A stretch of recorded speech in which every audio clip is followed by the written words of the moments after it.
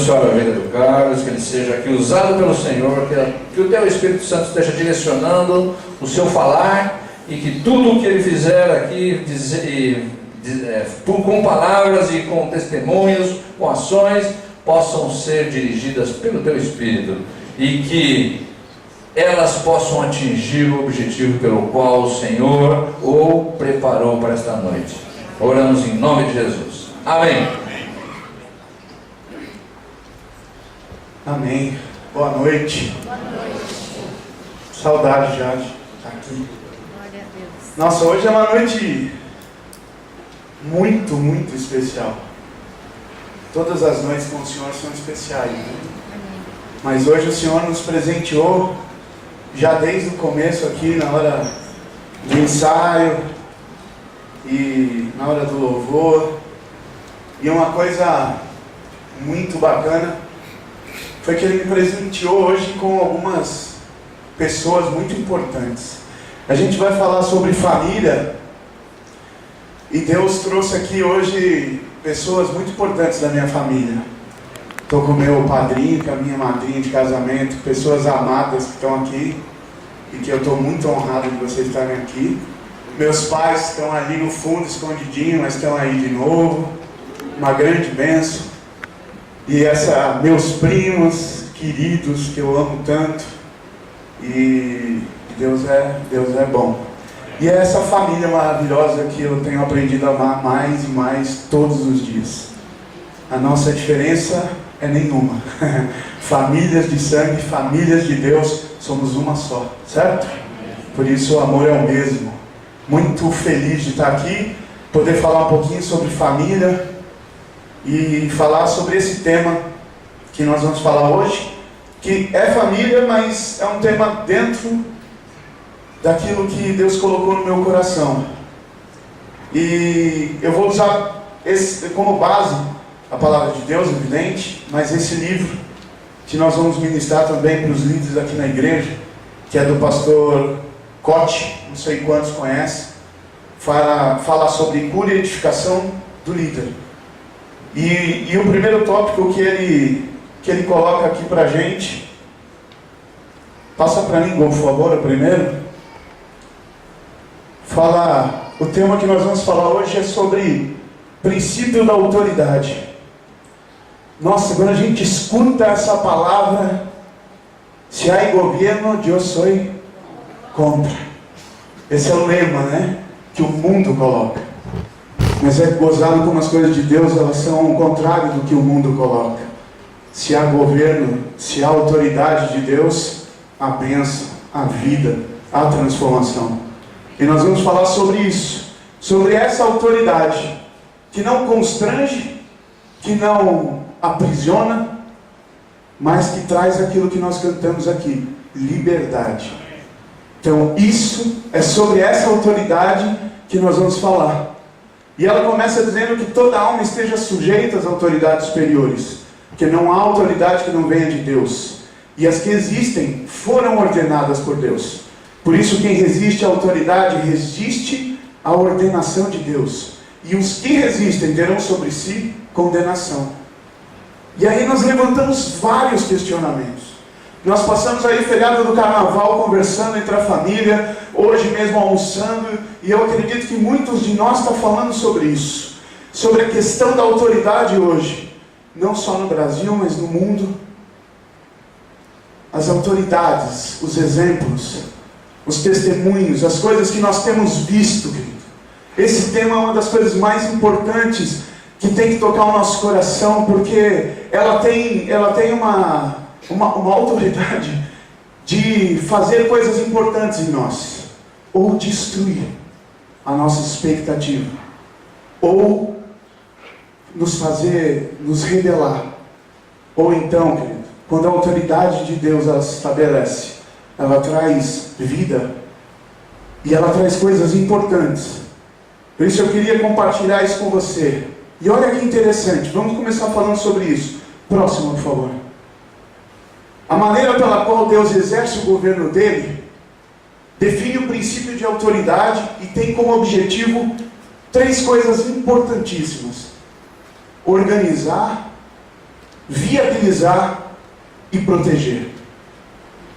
Então o que nós temos que entender é que quando a autoridade de Deus, ela está sobre uma igreja, sobre o seu trabalho, sobre a sua família, sobre aquilo que você faz, ela traz sobre nós organização, viabilidade de coisas, de projetos, de relacionamentos, e ao mesmo tempo ela traz algo que chama proteção. Porque é que hoje nós estamos vendo tantas coisas acontecerem, nós estamos vendo tantas famílias sendo destruídas, nós estamos vendo que não existem mais exemplos, não existem mais governantes, não existem mais pessoas a quem nos inspire a querer seguir. Por isso nós estamos vendo que o mundo está vivendo o quê? Um caos. Não temos mais organização, as coisas não caminham, o tempo cada dia é de um jeito, a economia totalmente flutuante, os relacionamentos completamente inconstantes, os nossos desejos cada vez mais exacerbados sobre nós, nós desejamos mais coisas cada dia mais, e a coisa que nós mais padecemos é proteção. Como não há governo, e principalmente como não há governo de Deus, as coisas que mais parecem que estão ao nosso redor é o quê? O medo. Porque falta proteção. É importante nós, como povo de Deus, entender isso. Porque se nós entendermos isso, nós vamos ter um papel importantíssimo dentro do nosso universo hoje, dentro da nossa história e dentro das nossas casas. Uma coisa importante que diz ali é que ninguém está isento de ministrar ou de ser ministrado pelo princípio da autoridade. Nós já nascemos com uma autoridade sobre nós, que são os nossos pais. Posso só abrir uma água aqui?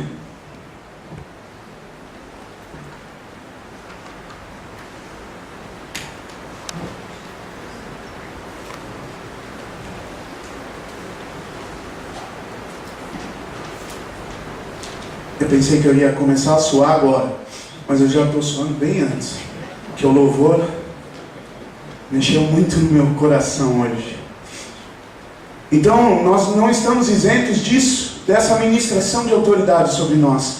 E por isso, quando nós nascemos, a autoridade que Deus coloca sobre nós são os nossos pais.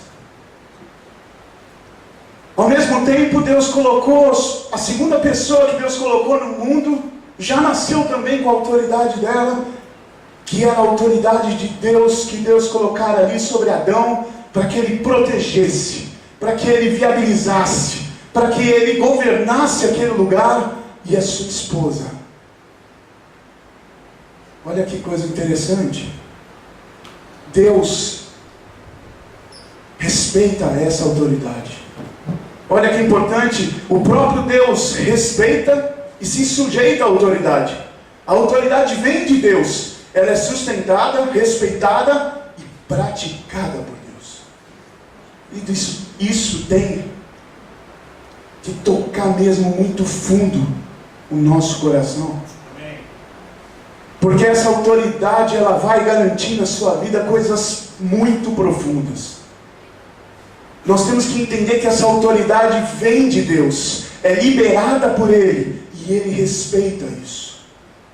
Ele respeita o quê? Ele respeita a autoridade delegada. Quando Ele delegou os filhos aos pais, Ele entregou uma herança aos pais. Ele entregou um presente aos pais, e delegou sobre esses pais, olha, cuidem desses filhos. Isso é muito importante. Tem uma passagem em que Deus queria acabar com o povo ali, porque o povo estava completamente rebelde. O povo queria levantar outros deuses para ele. E Deus chegou a Moisés e disse, olha, nós vamos acabar com esse povo. Moisés disse, não, Senhor, espera. Moisés intercede por aquele povo, porque Deus o chamou para conduzir um povo da terra de escravidão para uma terra prometida. Deus o chamou a isso. Deus delegou isso a Moisés. E quando Moisés intercedeu por esse povo, Deus o respeitou. Porque sobre Moisés havia a autoridade de Deus. Sobre Moisés havia algo que tinha sido liberado pelo próprio Deus sobre Moisés. E Deus respeita, querido. Por isso que quando os pais ministram coisas sobre os filhos, há uma autoridade delegada sobre eles. Por isso que eu digo sempre para minha mãe, para o meu pai, hoje mesmo eu falei para ele pelo telefone: olha por mim, pai. Mãe, olha por mim. Porque é uma autoridade, Deus delega. Deus dá autoridade, Deus coloca sobre eles algo que pode liberar o poder de Deus sobre nós. A autoridade de Deus libera poder. Mas como? Olha que interessante, uma desarmonia nesse princípio que traz. Pode passar, por favor. Traz confusão, traz insegurança e traz falta de discernimento no caminho a seguir. Ou seja, se há uma falta de autoridade de Deus sobre aquilo que nós vivemos como família, como pessoas, no trabalho, na igreja, se esse princípio de Deus de autoridade não está dentro daquilo que o Senhor entende como autoridade, e para que aquela pessoa viva,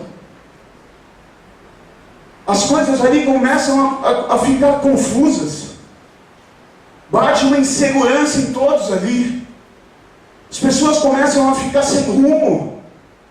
Para onde eu vou? Será que eu tomo essa decisão? Será que eu não tomo? E isso é uma questão muito importante, porque é nessa hora em que nós começamos a tomar atitudes e coisas precipitadas, que nos levam a experiências que vão acumulando dentro de nós. Experiências, memórias, que vão criando uma verdade. É muito importante a gente entender e buscar a autoridade de Deus dentro da nossa vida. Próximo, por favor. E o que é esse princípio de autoridade? Ele está intimamente ligado a algo que chama caráter. Uma responsabilidade, uma capacidade moral por meio do livre-arbítrio. Por quê? Porque Deus não criou robô. Deus não criou alguém que fala o que Ele quer. Deus criou filho. Deus criou relacionamento. Deus criou você e Ele, Pai. Deus criou você, gente, pessoas que pensam, que discernem e que tomam atitudes. Então é a capacidade moral, por meio desse livre-arbítrio, de crescer em santidade. Mas crescer em santidade do quê? Das expectativas de Deus para a tua vida. Deus tem uma expectativa para a tua vida. Como Ele tinha para Moisés, como Ele tinha para Abraão, como Ele tinha para Davi, como Ele tem para você, como Ele tem para o Carlos. E o que é isso que Ele está buscando? Um bando de pessoas sentados aqui, cheios das asinhas, das auréolas, vestidos de branco, todos sem pecados, cheios de, como o pastor falou, né? Cheios de condenação, que se você não for assim, não fizer assim, você não é isso. Não, querido, o que Deus está buscando dentro dessa autoridade são pessoas dispostas a vencer as tentações, a superar as provas, a obedecer. Uma somatória de escolhas que culminam dentro de um caráter de santidade, que traz sobre nós alguma coisa que chama quebrantamento de alma, tratamento do Espírito Santo, algo chamado genuína autoridade de Deus. Porque quando nós entramos nisso, nós somos santos, não pecamos mais. Não. Mas Deus olha para você, olha para mim e diz: Ele está no processo. Ele está querendo vencer. Ele está querendo sair do que ele vive hoje. Ele está caindo sim, mas ele está levantando. Ele está prosseguindo. Querido, Deus está procurando você e eu. Deus está procurando sim pessoas que errem, mas pessoas que não queiram mais errar. Deus está procurando pessoas que queiram andar conforme Ele nos chamou das suas expectativas. Deus tem uma expectativa. Não esqueça isso. Deus tem uma expectativa para a tua vida. Ele não desistiu de você e não vai desistir de você. Se alguém desiste de alguém, somos nós dele. Ele nunca desiste de nós. Então não esqueça isso, porque nós vamos precisar disso para o final desse culto. Deus tem expectativas para a sua vida. Próximo, por favor. Uma das coisas que a autoridade de Deus ela suscita em nós, no nosso coração, na nossa vida, é que nós começamos a entender princípios de Deus. Honra e obediência são princípios de Deus. E aqui diz: honra teu pai e tua mãe, que é o primeiro mandamento como promessa, para que te vá bem e seja de longa vida sobre a terra. Honra é de Deus, querido.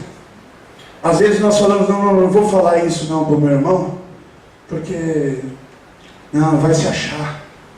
Não, se você estiver ligado na videira, se você estiver buscando as coisas de Deus, se Deus estiver operando na tua vida e você estiver fazendo o que a gente acabou de dizer, vencer suas lutas, provações, a autoridade de Deus vai estar sobre você. E quando você honrar a vida de alguém, aquilo vai soar como bênção e transformação para a vida dele. Uma coisa importante, passe próximo para mim, por favor. Essa questão dentro da honra e da obediência é a sujeição. Porque nós temos como base achar que a autoridade e que a obediência ela está intimamente ligada a que eu devo honrar e devo obedecer o santo, o perfeito. Querido, a palavra não diz isso. A palavra diz: sujeitai-vos a toda a autoridade humana por amor a Deus, quer ao rei como ao soberano.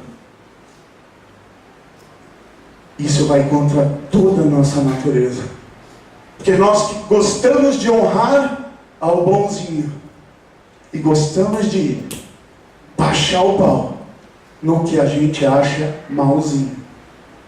Só que o que a palavra diz não é isso. A palavra diz que seja a minha autoridade, bênção ou não, certo ou não, perfeito ou não, ainda assim eu devo sujeição, obediência. Será que você está lembrando de alguém aí? Será que você está lembrando de alguém que você talvez diz: não, ele eu não obedeço não. Se meu pai eu não obedeço não, meu pai faz coisas ali que ele eu não tenho que obedecer. Não, eu não vou escutar o que ele me fala, porque não vem de Deus, ele não é santo como ele, não vai na igreja todo dia. Quero dizer uma coisa para você, filho, teu pai tem autoridade sobre a tua vida, seja ele quem for. Sabe por quê? Porque a autoridade delegada vem de Deus, é de Deus e é praticada por Deus. Eu estou falando dos pais, mas você pode lembrar do teu chefe, você pode lembrar do teu marido, da tua esposa, você pode lembrar de qualquer modelo que você queira, do teu governo. Nós adoramos isso, falar do nosso governo. Mas nós vamos chegar no final aqui entendendo que a gente pode ajudar o nosso governo. A gente pode ajudar o nosso país, as nossas famílias. No próximo, como nós podemos ajudar? Olha que gracinha esse nenenzinho que o Thiago vai ter daqui a pouquinho. Né, Thiagão? Cadê o Thiagão? Ah, o Thiagão. Eu ia falar a Flávia. A Fabiola e o Flávio também aí, né? Estão por aí. Ele estava abaixadinho, mas eles estão por aí. É. E olha que tremendo isso. Isso é muito importante para aqueles que vão ter filho, para aqueles que já têm, para aqueles que têm amigos parentes, família. Deus não criou o homem com um caráter já formado. O caráter de um recém-nascido é uma folha em branco e necessita ser influenciada. Influenciada por quem? Por mim e por você. Influenciada por pessoas que entendem o que é a autoridade de Deus. Por pessoas que vencem as provas, por pessoas que vencem as tentações, por pessoas que caem, mas que levantam, por pessoas que mostram uns aos outros que vale a pena o preço a pagar. Tem muitos do nosso lado, na nossa família, nos nossos relacionamentos, que estão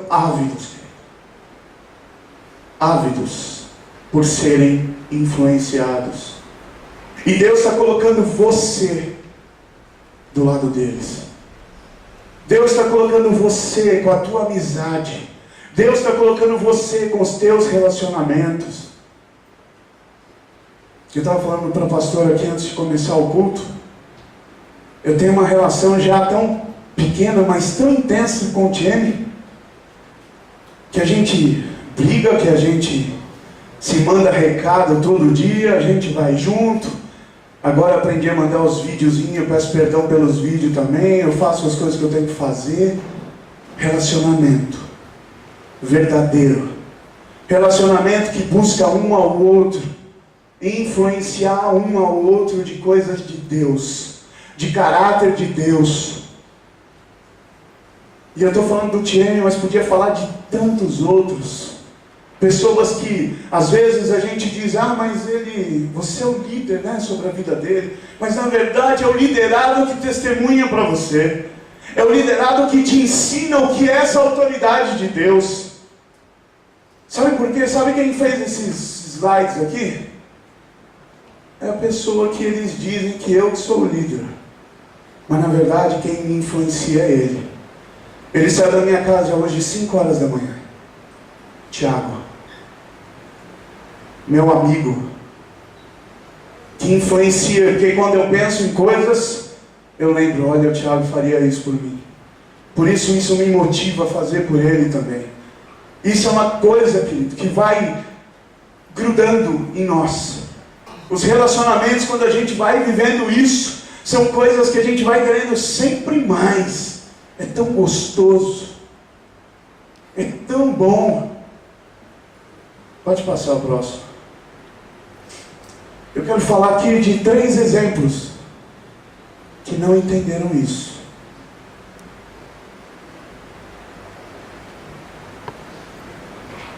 Eu vou citar 2 e vou ler rapidinho com você. 1. Saul. Saul foi um homem que recebeu a autoridade de Deus sobre ele, mas que o ego e a vontade própria o fizeram fazer aquilo que era bom para ele, aquilo que ele achava certo. E quando nós saímos debaixo da autoridade de Deus, quando nós achamos que melhor é a nossa vontade do que a vontade de Deus, o problema está aí. Lembra que eu falei que quando nós estamos fora da autoridade de Deus, nós estamos no meio da confusão, nós estamos no meio de coisas que não acontecem, de coisas que não andam. O problema aqui de Saul foi que quando ele começou a sair dessa autoridade, ele não só destruiu ele, mas ele destruiu também a sua família. Ele não só ele morreu, mas como ele pôs toda uma geração e toda uma família para ser o próprio do povo inimigo. E quando nós saímos, quando a nossa família não está embaixo da autoridade de Deus, quando nós não buscamos essa autoridade para que nós possamos fazer com que o poder de Deus seja liberado, nós não colocamos só a nossa vida em risco, mas nós colocamos também a nossa casa e a nossa família. Da mesma maneira, Adão, que recebeu algo de Deus tremendo, recebeu algo onde ele moraria, onde ele teria uma mulher maravilhosa, mas ele preferiu fazer a vontade dele, sair debaixo da vontade do Pai, abrir mão da autoridade que Deus já havia colocado sobre ele. E ele não colocou só a família dele em jogo, ele abriu porta para que todos nós que viemos depois dele viéssemos condenados a uma separação de Deus. Por isso, a responsabilidade, como eu coloquei ali, moral, a responsabilidade daquilo que é a autoridade de Deus sobre nós, e quando nós saímos dela, não é só para nós, mas é também para nossa família. E eu queria ver uma passagem com você aqui que fala sobre Acás, que está lá em 2 Crônicas 28:1-5. Você pode abrir rapidinho? Pode passar, por favor. Aqui tem. Tinha Acás 20 anos, quando começou a reinar, e reinou 16 anos em Jerusalém. E não fez o que era reto aos olhos do Senhor, como Davi seu pai. Mas andou nos caminhos dos reis de Israel, e até fez imagens de fundição para Baalins. Também queimava incenso no vale do filho de Inom, e queimou seus filhos no fogo, conforme as abominações das nações que o Senhor expulsara diante dos filhos de Israel. E sacrificado queimava incenso nos altos e nos outeiros, como também debaixo de toda a árvore frondosa, pelo que o Senhor seu Deus o entregou na mão dos reis dos sírios, os quais o derrotaram e tomaram-lhe em cativeiro grande multidão de presos que levaram para Damasco. Foi também entregue na mão do rei de Israel, o qual lhe infligiu grande derrota. O tremendo aqui é que esse homem, rei de Israel, foi dominado pelos sírios, passou algo tremendo ali de desespero, de achar que aquilo ia destruir completamente ele, a sua família, o seu reinado. Só que ao invés de buscar isso em Deus, ele faz acordos com outros reis, com outros povos, como os assírios. E ele pega coisas da casa de Deus, como ouro, prata e outros, e entrega nas mãos dos assírios para que eles pudessem fazer uma aliança e salvassem ele daquele pavor e daquele desespero. Vamos agora falar um pouquinho do filho dele. 2 Crônicas 29:1-7. E diz assim: Ezequias começou a reinar quando tinha 25 anos, e reinou 29 anos em Jerusalém. E o nome de sua mãe era Abia, filha de Zacarias. Ele fez o que era reto aos olhos do Senhor, conforme tudo quanto fizera Davi seu pai. Pois ele, no primeiro ano do seu reinado, no primeiro mês, abriu as portas da casa do Senhor e as reparou. Fez vir os sacerdotes e os levitas, e ajuntando-os na praça oriental, disse-lhes: Ouve-me, ó levitas, santificai-vos agora, e santificai a casa do Senhor, Deus de vossos pais, e tirai do santo lugar a imundícia. Porque nossos pais se houveram traiçoeiramente, e fizeram o que era mal aos olhos do Senhor nosso Deus. Deixaram-no, e desviando os seus rostos da habitação do Senhor, voltaram-lhe as costas. Também fecharam as portas do alpendre, apagaram as lâmpadas e não queimaram incenso, nem ofereceram holocaustos no santo lugar ao Deus de Israel. O que nós vamos ver aqui? Duas condutas do pai em que fez alianças com outros povos, com outros deuses, para poder sair do desespero e de uma ameaça aparente. e a vida do filho, que na mesma condição, porque o pai fez aliança com os assírios para se livrar dos sírios, e quando do reinado do filho também, os assírios vêm contra Ezequias. Mas ao contrário do que o pai havia feito, Ezequias resolve fazer uma aliança com o Deus Todo-Poderoso. O Deus que poderia realmente salvá-lo de toda e qualquer aparente ameaça.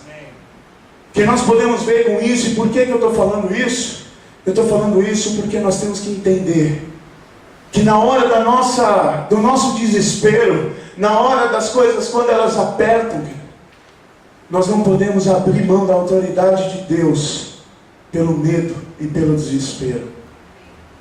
Nós temos que abrir mão, sim, de lutar com as nossas mãos e com as nossas armas e buscar no Senhor aquilo que nós naturalmente não podemos fazer. Nós não podemos usar as coisas que Deus nos deu para fazer aliança com outros deuses. Nós não podemos usar essa vida, essa boca, esses olhos, essas mãos para fazer aliança que não se deve fazer, porque nós estamos num período de luta.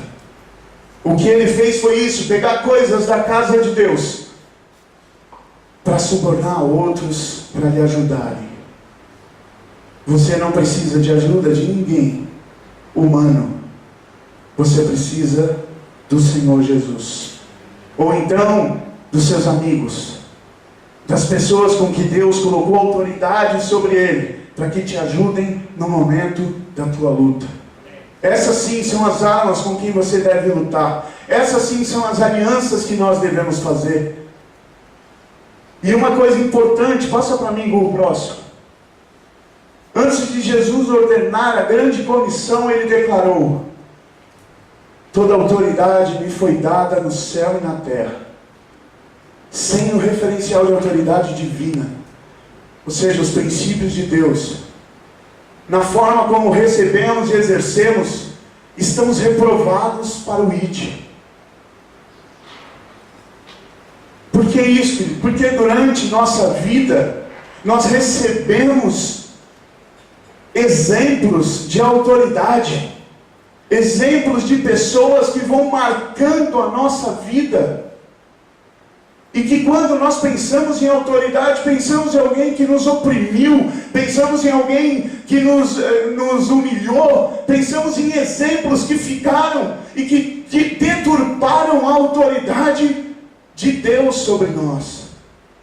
Porque a autoridade de Deus não é isso. A autoridade de Deus, ela vem do exemplo, ela vem de uma vida transformada. E aqui diz que se nós não estivermos limpando dentro da nossa vida, do nosso coração e das nossas memórias, os exemplos de autoridade que fracassaram sobre nós, nós não temos como fazer o ID. Porque quando nós estivermos ali na mobilização missionária, ou no evangelismo estratégico, o que nós vamos passar para as pessoas são essas referências ou esses modelos que não vêm da autoridade de Deus. E por que isso? Porque o último e maior, o mais importante grande mandamento, que está lá em Mateus 28, 19, diz: portanto, ide, fazei discípulos de todas as nações, batizando-os em nome do Pai, do Filho e do Espírito Santo, ensinando a guardar todas as coisas que eu vos tenho mandado. E eis que eu estou convosco todos os dias, até a consumação dos séculos. Amém. Por que nós estamos falando isso? Próximo, por favor. A chave do ensino da autoridade de Deus não é ensinar os mandamentos. Porque ensinar pode ser algo mecânico, pode ser algo superficial, pode ser algo até decorado.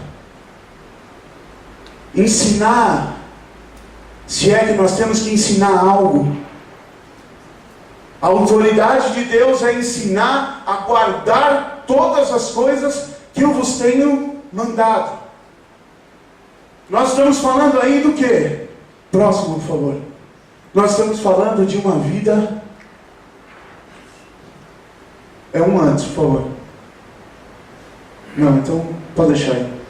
Nós estamos falando de uma vida que não só prega, mas uma vida que a vida é a pregação. O Evangelho, meu irmão, não é uma doutrina. O Evangelho é um estilo de vida. Sabe por quê? Porque o perdão é um estilo de vida. Servir é um estilo de vida. Renunciar é um estilo de vida. Então nós temos que ensinar a guardar esses mandamentos. E tudo isso que nós estamos falando é justamente para chegar... Pode passar agora, por favor. Porque aqui diz assim, Jesus não veio trazer uma mensagem para a raça humana. Ele veio ser a mensagem. A essência do nosso estilo de vida, guardar os mandamentos, gera transformação. Gera autoridade de Deus. E o que é isso? Liberação do poder de Deus sobre nós. Quando Jesus morreu na cruz, quando Ele diz que Ele é a própria mensagem, é porque Ele nos ensina que não existe autoridade de Deus sem renúncia e sem obediência. Se nós nos relacionamos, se nós temos amigos, se nós temos família, se nós temos igreja, se nós trabalhamos, para que nós tenhamos autoridade em aonde nós estivermos, como Ele diz aqui, estarei convosco aonde vocês estiverem, nós vamos ter que passar pela renúncia, pelo perdão, pelo serviço, pelo amor. E Jesus, quando foi para a cruz, Ele passou por tudo isso, para que nós pudéssemos não só falar de algo, mas nós pudéssemos ver alguém que praticou o que falava. Por isso que quando nós estamos aqui pregando, ou nos grupos familiares, ou seja, em qualquer lugar, nós temos que lutar para viver aquilo que a gente prega. Por isso que Deus falou tão forte no meu coração aqui. E isso passa, por favor, o próximo. Não, pode voltar, por favor. Isso passa por algo chamado obediência e submissão.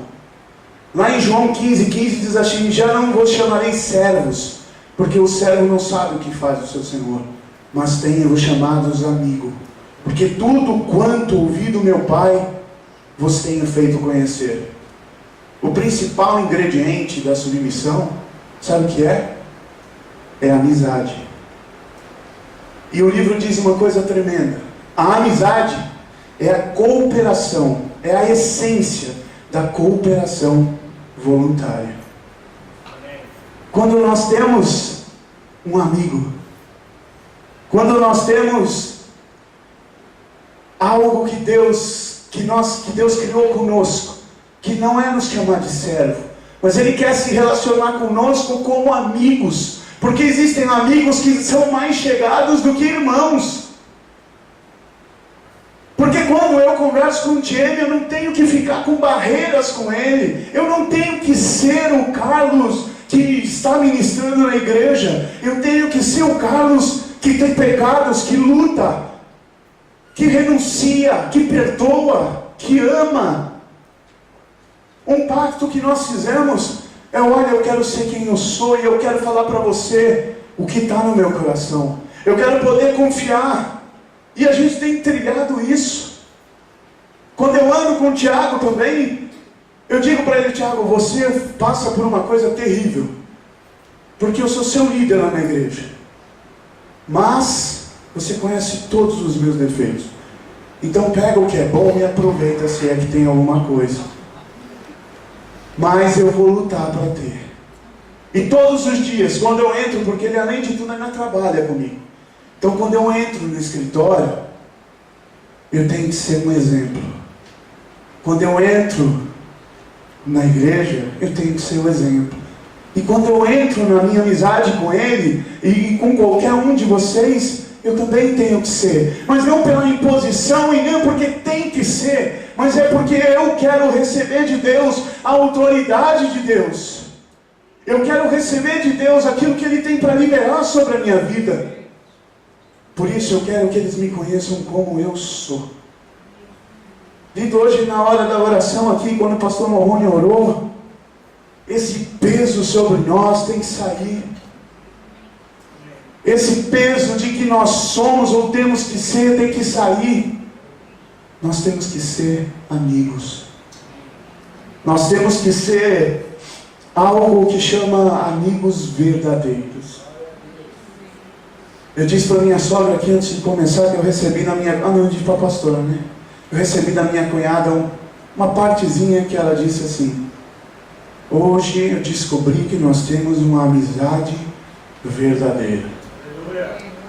Queridos, se eu for embora hoje, eu sei que pelo menos alguém entendeu que pode contar comigo.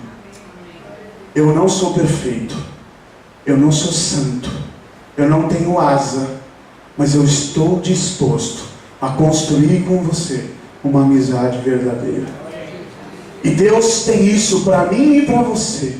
Deus tem isso na tua casa, Deus tem isso na tua família, Deus tem isso dentro dessa igreja, Deus tem isso em todos os anéis onde nós nos relacionamos. Amizades verdadeiras, porque é princípio de Deus.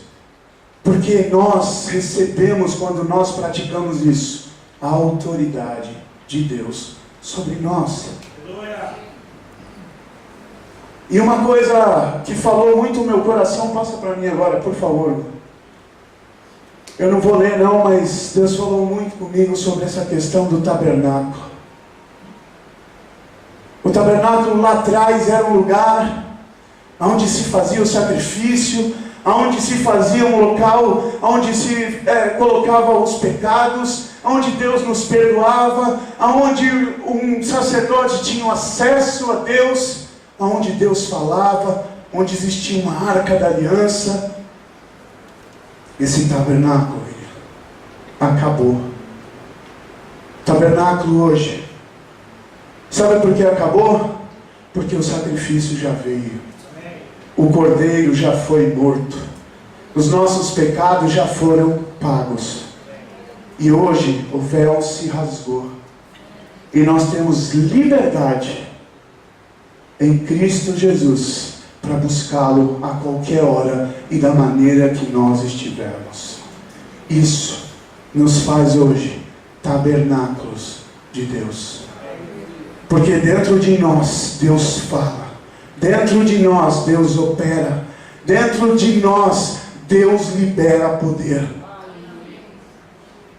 Só que o que eu quero trazer e o que Deus falou no meu coração através de tudo isso foi o que está lá em Amós 9, de 11 a 15.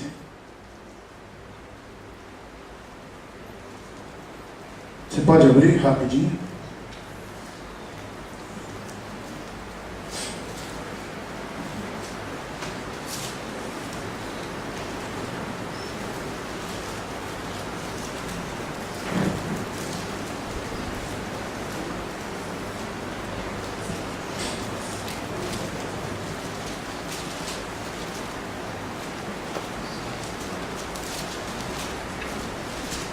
Amós 9, de 11 a 15. Ele fala aqui: e trarei do cativeiro, no 14, o meu povo Israel, e eles reedificarão as cidades assoladas, e neles habitarão e plantarão vinhas, e beberão o seu vinho, e farão pomares, e lhes comerão fruto. Plantá-los-ei na sua terra, e não serão mais arrancados da sua terra que lhes dei, diz o Senhor. No 13, eis que vem dias, diz o Senhor, em que o que lavra alcançará o que seca, e o que pisa as uvas ao que lança semente, e aos montes destilarão mosto, e todos os outeiros se derreterão. O profeta aqui estava falando, sabe do que? Profetizando sobre este tabernáculo. Sobre este tabernáculo. O profeta estava dizendo que haveria um homem que viria e restituiria o tabernáculo caído, restituiria nossas vidas, restituiria as nossas famílias. E por que ele faria isso, querido? Porque nós seríamos bênção, seremos bênção na vida de outras pessoas. Sabe, há um clamor e há um rugir muito sério nos dias de hoje, de que a família acabou. A instituição família acabou. Não existe mais bondade, não existe mais isso, não existe mais aquilo, não existe, a gente só ouve isso. Eu quero dizer para vocês aqui, querido, que Deus disse para mim: existe sim. E enquanto houver Jesus dentro de nós, enquanto houver essa vida dentro de cada um de nós, o tabernáculo caído será reedificado. E você que está aí, querido, independente de como você estiver hoje, você vai ser uma grande bênção nessa nação. Não tem essa, nós não podemos nos acomodar e nem acreditar que as famílias acabaram. Quantas famílias nós temos aqui hoje? Diversas. Pais, filhos. Quantas pessoas aqui, querido?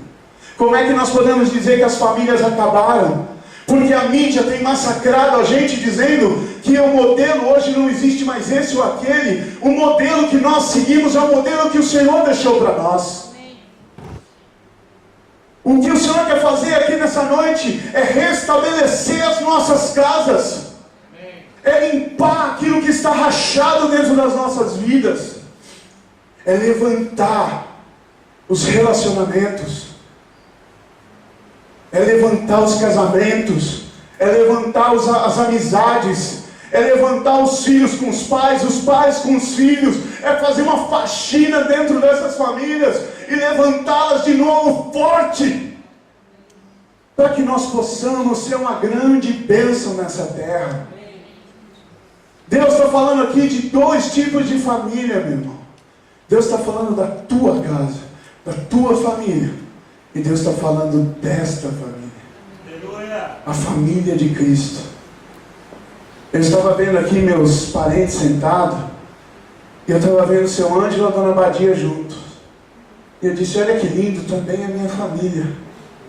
Essa família aqui é uma família só. O Senhor quer reedificar, o Senhor quer levantar. O Senhor quer fazer o que está lá em 2 Crônicas 7, 14, 16, que diz: se o meu povo, que se chama pelo meu nome, se humilhar e orar, buscar a minha face, se converter dos seus maus caminhos, então eu ouvirei dos céus, perdoarei os seus pecados e sararei a sua terra. Agora estarão abertos os meus olhos e atentos os meus ouvidos à oração deste lugar.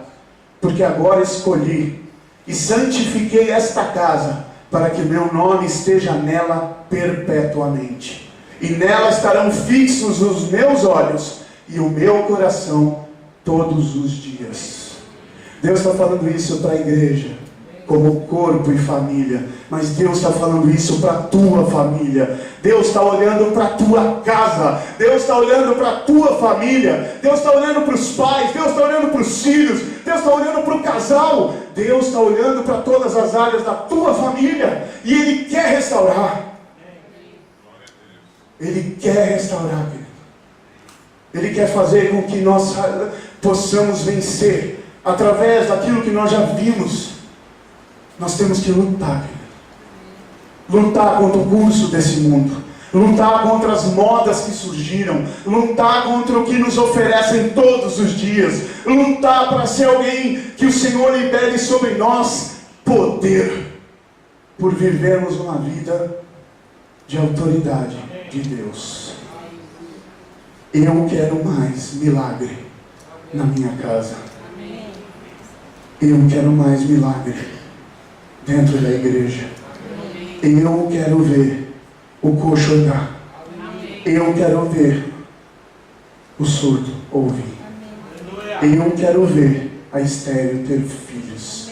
Eu quero ver milagres acontecendo dentro das nossas casas. E para você não se sentir acusado e nem que o dedo esteja apontado a ninguém, quero chamar minha mulher aqui. Vem aqui, Cris, por favor. Ela adora vir aqui na frente, mas hoje ela vai...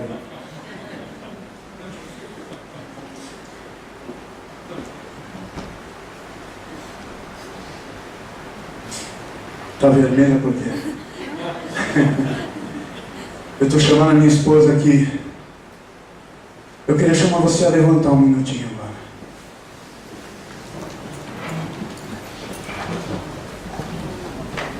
O louvor podia vir aqui me ajudar, por favor? Então tá, vai.